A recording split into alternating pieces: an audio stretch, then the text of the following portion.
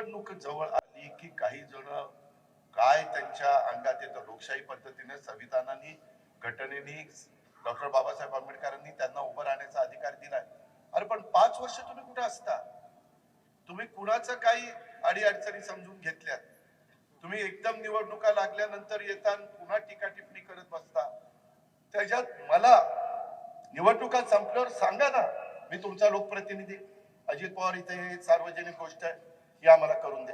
आता काही ठिकाणी आपल्याला ऍक्सिडेंट होऊ नये, अपघात होऊ नये, प्रत्येकाचं एकंदरीत जाणं येणं सुरक्षित व्हावं, याकरता काही ठिकाणी मला डिवायडर टाकावे लागतात. तिथं पण नाराजी, इथं डिवायडर कशाला टाकला?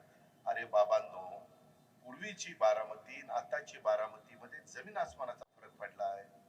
67 ला ज्यावेळेस बारामती पवार साहेब प्रतिनिधित्व करत होते त्यावेळेस बारामतीचे मतदार 17,000 होते. आता 7 पट वाढलेले आहेत. आता 1,02,000 झालेले आहेत. आता 7 पट ज्यावेळेस बारामतीकर वाढतात त्यावेळेस त्या पद्धतीने मला रस्ते आणि इतर गोष्टी कराव्या लागतील ना. सीसीटीव्ही कॅमेरे असतील किंवा सिग्नल असतील किंवा काही ठिकाणी स्पीड ब्रेकर असतील, या गोष्टी कराव्याच लागतात. नाही केल्या तरी परत म्हणाल ह्याला इतक्यादा निवडून देते, ह्याचं काही लक्षच नाही. म्हणजे दोन्हीकडनं टीका करणारे टीका करू शकतात. या गोष्टीचा विचार तरुण बारामतीकरांनी, माझ्या मधल्या वयातल्या बारामतीकरांनी, वडीलधाऱ्यांनी केला पाहिजे.